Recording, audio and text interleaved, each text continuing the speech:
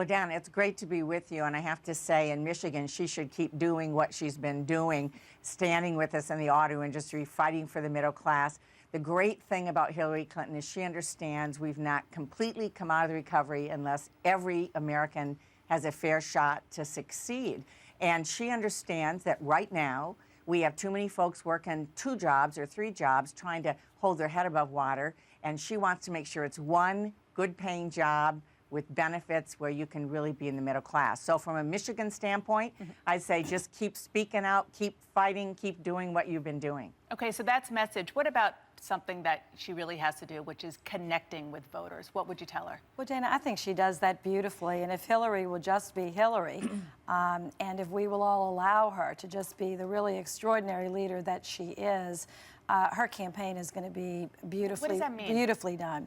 Well, she's smart. She knows the issues. She's probably one of the most experienced people to ever run for the office of president. And as Debbie said, while Washington might be focused on the nuts and bolts of a campaign and how Iowa, New Hampshire, and the ins and outs, voters are really focused on the future. They want a leader that they can count on to deliver for them, to represent them, to deliver on their hopes and dreams for the American dream. And while the recovery has been very robust under Democratic leadership in the White House, we've got to go forward. Not everyone has come out of that, and important jobs need to be created. And I think that Secretary Clinton, and there's a nice ring to President Hillary Clinton, can really bring that hope and that aspiration to the American people. And Senator Stabenow, what Senator Landrieu just said about needing to have a candidate for the future, that seems to be part of the problem that she's having with the liberal base. They don't see her as the future. They see her as the past. And ironically, they see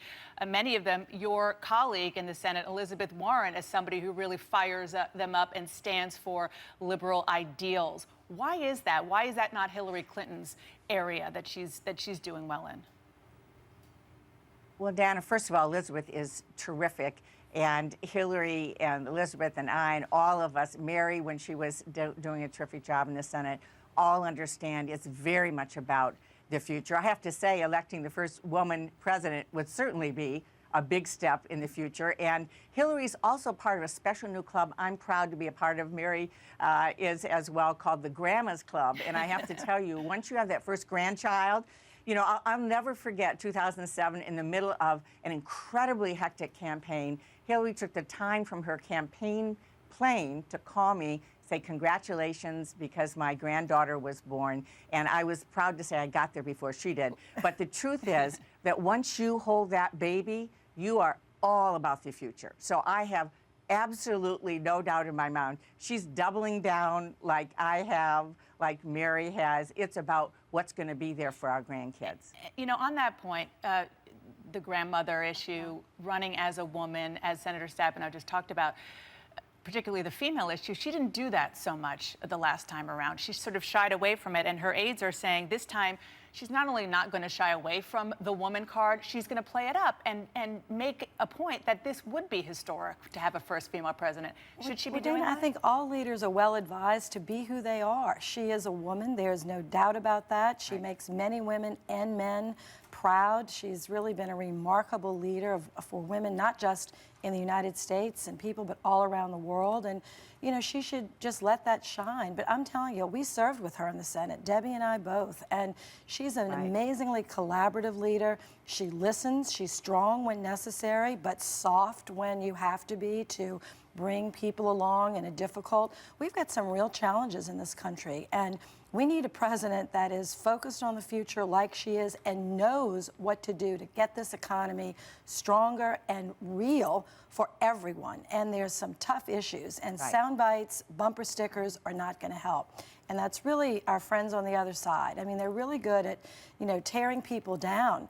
But people right now want us to build up America. They want us to build us up and be stronger and better. And she does that better than anyone. Senator Stabenow, I want to ask you about the Iraq War. You voted proudly against the Iraq War in 2002. As everybody now knows, that was one of the big reasons why she lost the Democratic nomination to Barack Obama, who opposed it back in 2008. But do you think that she had, given your differences on that, and it was a key foreign policy issue, Do you think that she has the judgment to be president on foreign policy from your perspective? I absolutely do. You know, Dana, that was a very, very tough situation. And watching her now go forward as she was Secretary of State, rebuilding alliances that were completely destroyed during the Bush presidency, not only the Bush Great Recession, but then everything that happened around the world, her ability to begin to rebuild that, to create a platform for this administration to be able to go forward, to actually be able to talk to somebody. I have absolutely no doubt in her judgment. And frankly, there's nobody running for president, man or woman, that knows every leader, has relationships, is smarter, tougher, more experienced to walk into what is a very difficult world that we're now in. And last question for you, Senator Landrieu. You know firsthand how hard it is to run as a Democrat on the ballot when people are trying to tie you to Barack Obama. Clearly, they are going to be doing that to Hillary Clinton and going to be saying that she's going to be running a third Obama term. How do you think, given your experience, losing your seat in large part because you were tied to President Obama, what should she do? Should she embrace him and have him campaign for her, or should she keep her distance? Well, first of all, when she and all of us continue to remind the American public the extraordinary work that President Obama has done to end the Bush recession, save the auto industry in Detroit, restore the confidence in our economy, and restore millions of jobs, you know, it's going to be not as far of a walk for people to get that while the recession is not yet over, who do you trust to make it real for everyone? You know, Republicans have offered nothing. They really have turned to be a party of, you know, personal degradation. They just tear people down instead of building up. So if she came to you and said, what do you think? Should I have the president campaign for me based on your experience? I mean, absolutely. I mean, we are one Democratic Party. Absolutely. And absolutely, we are one Democratic Party. And the president has a great deal to be proud of. As you know, I don't agree with him on every policy. I don't agree with President Clinton to be Hillary Clinton on every policy, but we're one party, and we're proud that we have led this country out of a desperate situation economically to where people now have hope. And let's just keep it going. And I think that's what our president, Hillary Clinton, will continue to do.